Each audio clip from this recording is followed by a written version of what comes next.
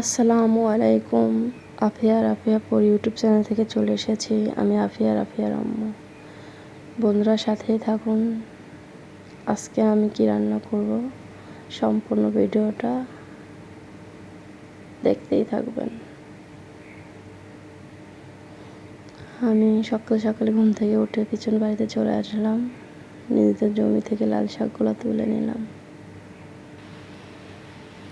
তারপরে ট্যাংরা মাছের জন্য ধুন্দুল তুলে নিলাম নিজেদেরই গাছের। ধুন্দুল তোলাও শেষ, এখন বাসায় চলে যাচ্ছি। ফার্স্টে আমি লাল শাকগুলো কেটে নিচ্ছি। লাল শাক কাটা শেষ, এখন আমি নিজের জমি থেকে তুলে আনা ধুন্দুলটা কেটে নিব।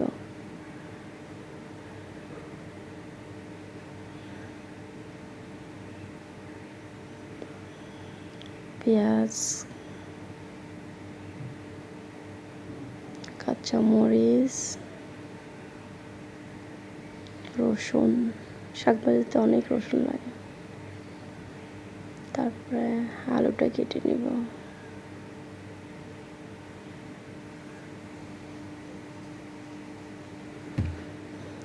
তরকারি কাটা শেষ, এখন আমি ট্যাংরা মাছগুলো কাটবো।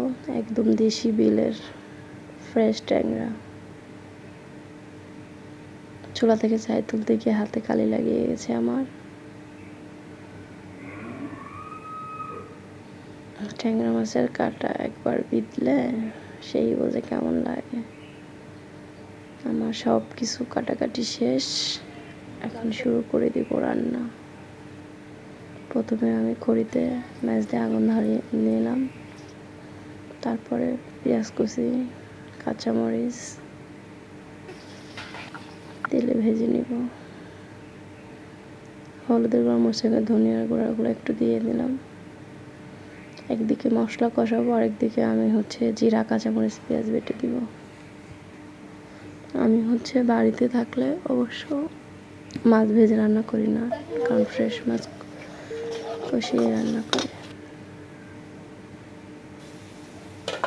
যখন রান্না করতেছিলাম আকাশে কি মেঘলা,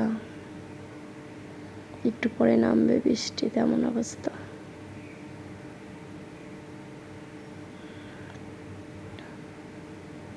মশলার ভিতরে আমি তরকারিটা দিয়ে দিলাম।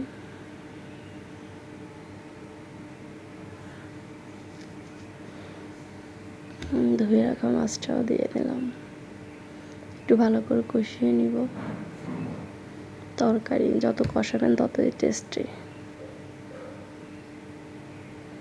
আর মাটির চুলার তো কথাই নেই। ভিলেজে থাকবো আর মাটির চুলায় রান্না করবো না, তা কি কখনো হয়? অবশ্য এখন বাড়িতে এসে মাটির চুলায় রান্না করে খাইতে খাইতে গ্যাসের আর আনতে ইচ্ছা করে না। ওই বিপদে পড়লে একটু রান্না করি। ঢাকনাটা তুলে দেখলাম কি অবস্থা। তরকারিটা শেষ, ঢেলে নিলাম। এখন শাক ভাজির জন্য তেল ফার্স্টে, তারপর 2টা শুকনো মরিচ দিলাম। এখন পেঁয়াজ, রসুন, কাঁচামরিচ দিয়ে দিব। আমি শাকটা আগে ভাপ দিয়ে নিব না, ডাইরেক্ট তেলে দিব, কারণ বাড়ির একদম ফ্রেশ শাক, নিজেদের জমির সারমুক্ত সার। আর আমি সবসময় শাক একবারেই তেলে দিই, ভাপ দিয়ে নেই না। মেয়েরা তো কম বেশি সবাই রান্না জানে, কিন্তু সবার রান্না তো আর এক না। আমার রান্না শেষ, এখন আমার বাচ্চাদের খাবারের পালা। আল্লাহ হাফেজ।